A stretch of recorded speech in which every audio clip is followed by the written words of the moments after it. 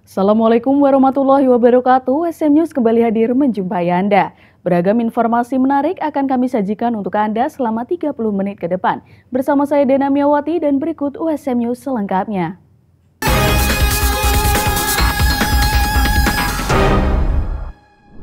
Pemirsa, program Living Laboratory Universitas Semarang menunjukkan potensinya dalam mendukung konservasi lingkungan dan peningkatan kesejahteraan masyarakat.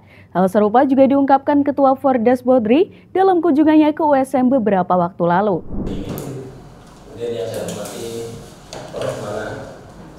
Dalam upaya mengatasi berbagai permasalahan di daerah aliran sungai atau Dasbodri Kabupaten Kendal, melalui program Living Laboratory Universitas Semarang menerima kunjungan lapangan dari Forum Dasbodri pada Selasa 29 April 2025.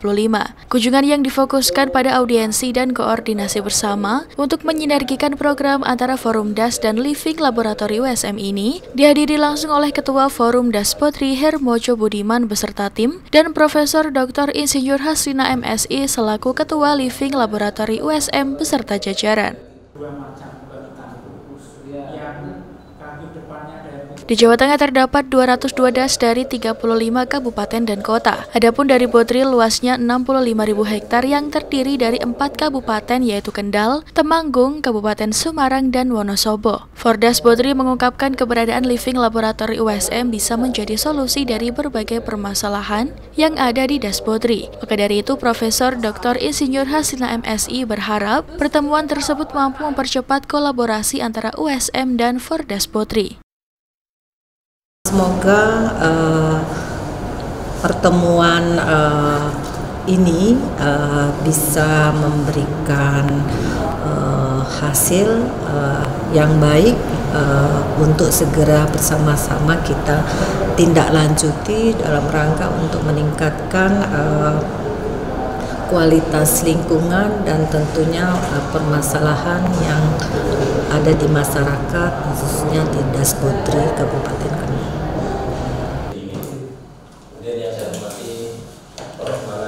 Program Living Laboratory USM memiliki potensi besar untuk mendukung konservasi lingkungan dan peningkatan kesejahteraan masyarakat. Ketua Forum Dasbodri Hermojo Budiman menyampaikan, kunjungan tersebut bertujuan menjalin silaturahmi serta menyatukan program-program yang telah dirancang. Baik, yang pertama kami menyambung silaturahmi karena program Living Laboratory dari USM ada di Dasbodri. Kemudian yang kedua, kami ingin mengkolaborasikan kegiatan-kegiatan maupun program-program, baik dari program Forum Dasbodri maupun program dari USM itu sendiri dalam hal Living Laboratory. Kami tadi sudah ngobrol banyak terkait dengan Living Laboratory dan juga kegiatan-kegiatan pengabdian masyarakat, KKN dan sebagainya. Satu harapan kami nanti ada pengabdian masyarakat, entah itu dari dosen maupun dari mahasiswa yang ada nanti di bentang Dasbodri. Bekerja sama dengan PT Kereta Api Indonesia, Universitas Semarang menjadi salah satu kampus swasta yang mendapatkan potongan harga berupa tarif reduksi sebesar 10% dari PT Kereta Api Indonesia. Moda transportasi kereta api masih menjadi pilihan masyarakat Indonesia. Keteraturan waktu serta fasilitas sarana prasarana yang nyaman membuat kereta api ramai diminati. Bagi Anda sivitas akademika juga alumni Universitas Semarang, Anda dapat menikmati fasilitas reduksi tarif tiket. Diskon sebesar 10% dapat Anda nikmati tiap kali melakukan pembelian tiket kereta api. Hal ini merupakan hasil kerjasama Universitas Semarang dengan PT Kereta Api Indonesia untuk mempermudah dan meningkatkan pelayanan kepada masyarakat yang memilih moda transportasi kereta api. Anda dapat melakukan klaim melalui pendaftaran untuk pencatatan hak diskon tarif. Pendaftaran dilakukan di customer service stasiun dengan membawa kartu tanda penduduk dan kartu tanda bukti sebagai tenaga pendidik atau anggota alumni. Selanjutnya, pembelian tiket melalui aplikasi Akses by KAI dengan memasukkan nomor reduksi aktif dan dapat digunakan pada perjalanan selanjutnya. Kegiatan roadshow berlangsung di SMK Negeri 4 Semarang dengan menayangkan film dokumenter bertajuk Asa Luar Biasa. Kegiatan ini dimeriahkan dengan penampilan The Harvest yang berkolaborasi dengan band Papat. Bagaimana keseruan dan makna di balik film tersebut? Berikut liputannya untuk Anda. Kegiatan roadshow ini berlangsung di Aula SMK Negeri 4 Semarang, diikuti oleh siswa-siswi jurusan Desain Komunikasi Visual dan Animasi. Dari kisah nyata yang direkam, film ini menjadi sebuah satu rangkaian cerita yang dikemas menjadi sebuah film dokumenter. Dirilis perdana bulan April 2024, yang juga diperingati sebagai Bulan Peduli Autis se-Indonesia. Karena mendapat respon baik, pada akhir tahun film ini diputar di bioskop Tentrem Mall dalam peringatan Hari Disabilitas Internasional.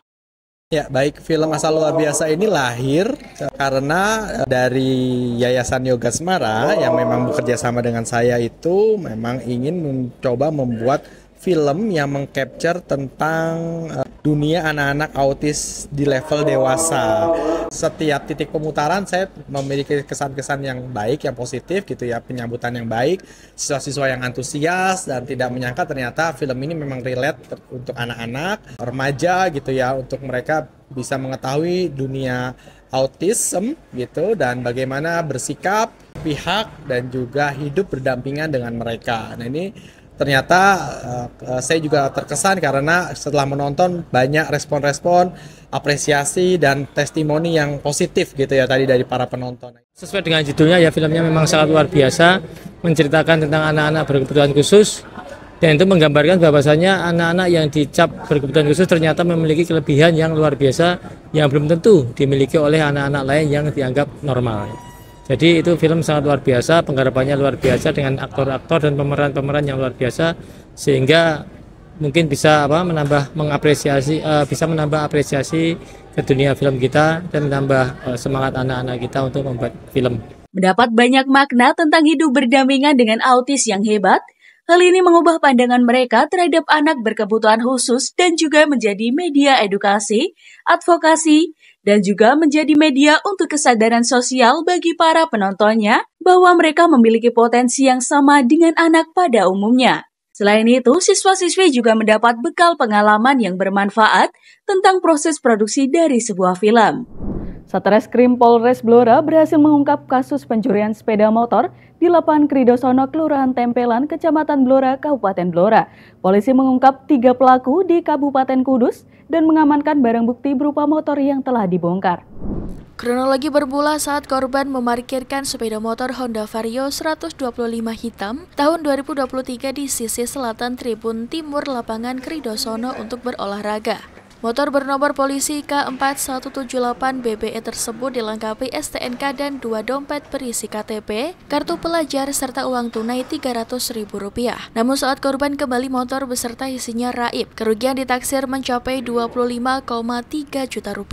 Korban segera melapor ke Polsek Blora, memicu penyelidikan cepat oleh Satreskrim. Satreskrim Polres Blora melacak jejak pelaku hingga Kabupaten Kudus dan berhasil menangkap 3 tersangka, yakni PP, AJ, dan IM. PP dan AJ merupakan warga Demaan Kudus berperan sebagai eksekutor, sedangkan IM warga Purwosari Kudus bertugas membongkar motor. Saat penangkapan, motor korban sudah dalam kondisi terbongkar menjadi spare part. Kapolres Blora AKBP Wawan Andi Susanto menyebut kasus ini melanggar pasal 363 KUHP dengan ancaman hukuman hingga 5 tahun penjara. Kapolres mengungkapkan ketiga pelaku tergabung dalam sindikat curanmor yang beroperasi di berbagai daerah, termasuk Gerobokan, Rembang, Jepara, dan Demak.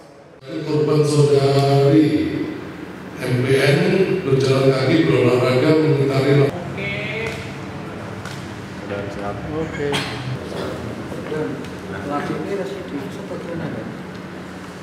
Untuk pelaku residivis. Ya. Lintas kabupaten ya. Lintas kabupaten jadi mainnya lintas kabupaten.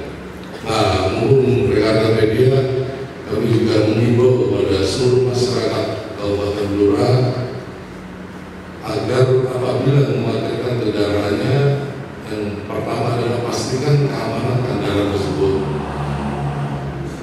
Pasanglah kunci ganda sehingga akan mempersulit pelaku-pelaku curanmor untuk mungkin mengulang tindak pidana curanmor. Yang kedua, parkirlah di tempat-tempat yang bisa dilihat, ya, bisa dilihat oleh siapapun. Nah itulah karena akhir-akhir ini maraknya tidak benar curanmor di wilayah Kebun. Itu nanti membantu rekan-rekan media bisa disampaikan ribuan Kamtimas dari Polres Blora terkait antisipasi curanmor. Kapolres mengimbau masyarakat Blora untuk meningkatkan kewaspadaan saat memarkir kendaraan. Pastikan keamanan dengan kunci ganda agar mempersulit pelaku curanmor. Keberhasilan pengungkapan ini menjadi bukti komitmen Polres Blora dalam menjaga keamanan masyarakat dari aksi kriminal.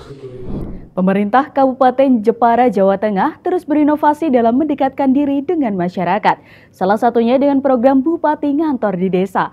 Bupati Ngantor di Desa ini bisa melihat langsung masalah dan potensi yang ada di desa tersebut sehingga pemerintah tidak salah dalam mengambil kebijakan. Bupati Jepara, Jawa Tengah, Wityarso Utomo kini rutin berkantor langsung di desa-desa yang ada di wilayahnya. Salah satunya di Desa Banyu Putih, Kecamatan Kalinyamatan, Jepara. Langkah ini dilakukan untuk menyerap aspirasi masyarakat secara langsung dan melihat kondisi real yang ada di lapangan. Dengan terjun langsung, Bupati dapat mengetahui berbagai permasalahan yang dihadapi desa, sekaligus menggali potensi lokal seperti UMKM, pariwisata, dan kekayaan budaya yang ada. Langkah strategis ini diharapkan menjadi dasar pengambilan kebijakan yang lebih tepat sasaran oleh pemerintah Kabupaten Jepara. Apalagi, dengan 16 kecamatan yang memiliki potensi pariwisata unggulan, peluang untuk menarik minat wisatawan semakin terbuka lebar. Kunjungan wisatawan juga memberikan dampak positif terhadap sektor UMKM dan perhotelan lokal yang menjadi penggerak ekonomi masyarakat Jepara. Langsung saja saya menyampaikan beberapa hal mengenai program Bupati Ngantor di Desa. Untuk hal ini kami ingin menyerap.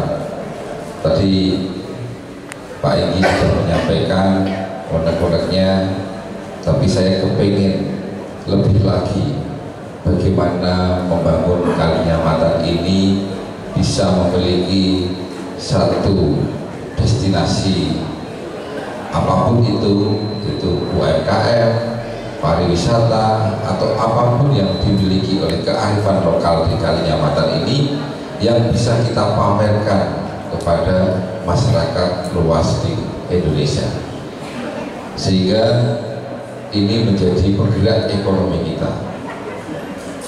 Itu yang harapkan nanti Bapak-bapak petinggi nanti bisa bersinergi untuk membuat suatu kelompok destinasi di Kecamatan Kalinyamatan.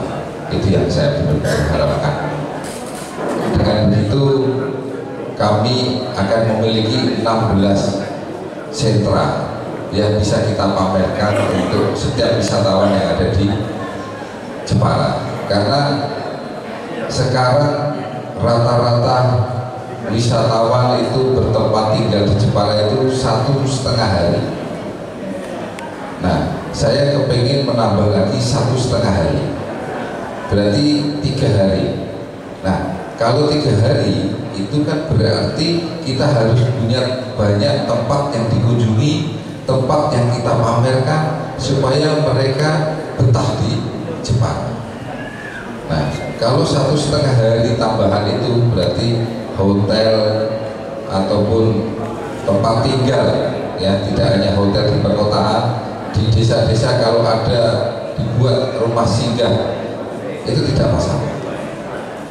Jadi mungkin ada di sini ada pabrik, wisata pabrik, boleh saja. Artinya kita sangat mendukung apa yang menjadi ide dari pemerintah desa maupun warganya. Makanya saya di Bupati Ngantor di Desa ini ingin melibatkan tokoh-tokohnya juga supaya kita tidak salah dalam mengambil keputusan membangun daerah dari desa-desa ini dengan konsep yang memang sudah disetujui oleh seluruh tokoh masyarakat. Dengan program ini, Kabupaten Jepara diharapkan semakin dikenal secara nasional, tidak hanya sebagai kota ukir, tetapi juga sebagai daerah yang kaya akan wisata, budaya, dan potensi ekonomi. Dari Jepara, Eni Ayu Lestari melaporkan. Menandai awal musim giling tebu, pabrik gula Rendeng di Kudus, Jawa Tengah memiliki tradisi unik, yakni manten tebu. Tradisi menjodohkan tebu laki-laki dan tebu perempuan sebagai penanda dimulainya musim giling tebu tahun ini. Beginilah tradisi manten tebu yang digelar di pabrik gula Rendeng Kudus, menandai dimulainya musim giling tebu tahun ini. Layaknya sepasang mempelai pengantin, tebu laki-laki dan tebu perempuan didandani dengan simbol boneka serta janur. Bak pesta pernikahan Jawa pada umumnya, arak-arakan pasangan tebu serta pengiring yang juga tebu diiringi alunan musik gending Jawa serta kesenian barongan. Tebu manten laki-laki dan perempuan kemudian diserahkan kepada sejumlah direksi PG Rendeng serta sejumlah tamu pilihan, lalu dilanjutkan dimasukkan ke dalam mesin giling. Ritual manten tebu ini mengundang penasaran warga, salah satunya Ifatul Wafa yang sengaja datang bersama anaknya untuk melihat ritual manten tebu. Ia mengaku ingin mengenalkan kepada anaknya tentang tradisi turun-temurun yang masih terjaga hingga kini. Sementara itu, Bupati Kudus Sam'ani Intakoris mengatakan, tradisi manten tebu sebagai penanda awal giling atau produksi gula di pabrik Rendeng Kudus. Tradisi ini pun harus dirawat dan dilestarikan. Bupati Kudus mengaku bakal mengkaji dengan dinas terkait agar tradisi ini bisa dijadikan event pariwisata. Hari ini kita ada acara untuk mulai giling atau gatingi ya. Kalau bahasa setempat itu gatingi, dan tadi sudah kita komunikasi dengan manajer PG Rendeng bahwa mereka kena target 200%. Nah, kita doakan semoga tercapai 300%. Amin. Oke. Semoga ini juga nanti tadi sudah diskusi kalau bisa nanti dari UMKM. Dulu kan ada UMKM yang berjualan di sini ya. Kita nanti adakan lagi dari pariwisata untuk mempelajari bagaimana kalau ini dijadikan event-event untuk pariwisata juga. Karena ini tadi saya terima kasih dari teman-teman PG Rendeng pakai kudusan atau pakai adat kudus ya. Ini berarti mereka juga membaca tentang kearifan lokal kita dengan budaya kita juga. Tradisi pabrik Rendeng mau giling. Namanya tradisi apa, Bu? Tradisi nganten tebu. Nganten tebu. Ya. Tradisinya seperti apa sih tadi lihatnya? Tradisinya dikirap atau gimana? Dikirap, ada barungan. Resmi barungan. Terus? Ada nganten tebunya. Ini memang dari dulu seperti itu atau gimana? Iya, dari dulu. Sejarahnya seperti ini. Sejak ibu kecil atau gimana? Iya. Gimana lihatnya tadi kesannya tadi seperti itu? Kesannya? Ya luar biasa. Memang sengaja mencepatkan lihat ini atau bagaimana, Bu? Iya, mencepatkan. Mencepatkan, karena memang tradisi dari PG Rendeng seperti ini. Ini selain Ibu mengenalkan anak atau bagaimana, Bu? Iya, mengenalkan anak-anak juga. Supaya anak kenapa, Bu? Supaya anak tahu tradisi PG Rendeng itu seperti ini. Memang dari dulunya seperti ini, Mas. Tradisinya memang kalau mau giling itu ada nganten tebu, ada barungan, nanti ada wayang juga. Wayangnya dilaksanakan hari Sabtu malam Minggu jam 7:30. Pabrik gula Rendeng Kudus sendiri tahun ini menargetkan penggilingan tebu mencapai 312.000 ton tebu dari lahan yang tersebar di sejumlah kabupaten di wilayah Muria Raya. Sementara untuk produksi gula ditargetkan mencapai 20.000 ton gula. Dari Kudus, Eni Ayu Lestari melaporkan. Pemirsa, film Indonesia karya anak bangsa Papua menorehkan prestasi setelah meraih penghargaan khusus dari sebuah festival film untuk para sinias baru. Middlebury New Filmmaker Festival mengundang para sinias baru yang baru pertama atau kedua kali yang memproduksi feature film. Tahun ini 125 film terpilih dari 510 film yang mendaftarkan diri untuk berpartisipasi. Informasi ini sekaligus menutup perjumpaan kita hari ini. Saksikan terus USM News hanya di USM TV. Saya Dena Mewati dan seluruh kru yang bertugas pamit undur diri. Terima kasih. Wassalamualaikum warahmatullahi wabarakatuh.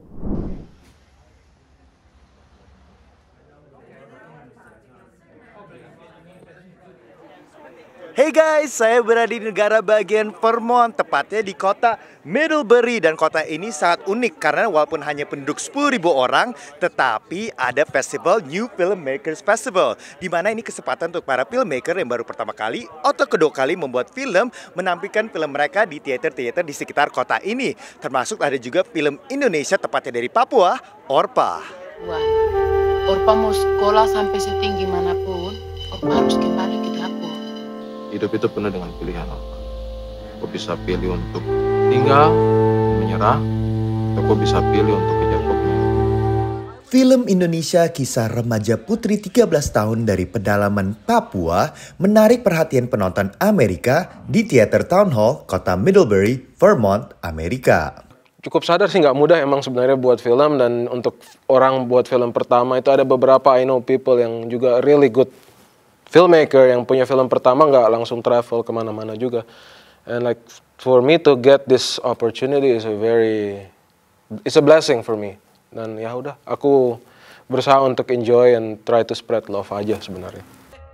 Orpa merupakan nama umum anak perempuan di Papua. Film ini mengisahkan pergolakan remaja putri Papua terhadap dominasi patriarki orang tua dalam perjodohan. Meski baru pertama kali menyutradari film feature, Tio sadar tantangannya tidak mudah. Menarik sih, tertarik banget di situ. Emang passionku juga di situ, di film ya dari dulu, dan pengen sekali buat, tapi setelah film pertamaku film pendek dulu amatir banget. Tapi setelah itu banyak sering susah lah cari uangnya gitu, cari fundingnya. Kadang ada orang yang udah janjiin terus tiba-tiba nggak hilang kabar apa, terus aku akhirnya kayak dia. Salah aku bilang aja, filmmaking is a very expensive hobby for me, I think. Kita juga mau make sure dari awal, pesen para produser ke Theo juga make sure kalau Theo mau bercerita tentang Papua, pada akhirnya harus bisa dikembalikan juga ke Papua. Dan film ini kan tentang nikah muda, tentang keluarga yang kurang mensupport ya. Jadi kita bilang Theo harus mastiin film ini nyampe lagi ke keluarga di Papua, nyampe lagi ke mama-mama di Papua. Di film festival ini, Orpa adalah penerima salah satu award khusus, ISEF Prize for Cross-Cultural Filmmaking, setelah sebelumnya terpilih dalam Bali International Film Festival. We ask each year the Bali International Film Festival to choose a film that meets our criteria. And ASEF's criteria here is that the film, either the American film that's going to Indonesia or the Indonesian film, has to have a cross-cultural theme. Middlebury New Filmmakers Festival menampilkan karya-karya sinias yang baru pertama kali atau kedua kalinya memproduksi film feature. Dan ini adalah tahun ke-9 festival film ini berlangsung. Setiap tahun, pesertanya semakin meningkat dan beragam. The ASEF Prize opens us up to these films from Indonesia, which are quite special. And we've had, over the 3 years, we've had 3 different narrative, dramatic films, all very different from one another. And I think for our audiences, it's a very revealing process for our audience to be exposed to strong cultural differences. Festival film berlangsung hampir seminggu penuh di bulan Agustus. Di kota Middlebury berpenduduk kira-kira 10.000 orang di kaki gunung Green Mountains. Selain Orpa, film Amerika berjudul Dear 13 juga menerima Award ISEF Prize for Cross-Cultural Filmmaking. Film feature ini akan dipresentasikan di Bali International Film Festival bulan Mei 2024. Di akhir pemutaran film Orpa, para penonton dengan antusias melakukan tanya jawab dengan para sinias Indonesia. Sambutan tepuk tangan meriah dari penonton menutup screening film asal Papua. Dari Vermont, Ian Umar, Gandhira Pratama, VOA.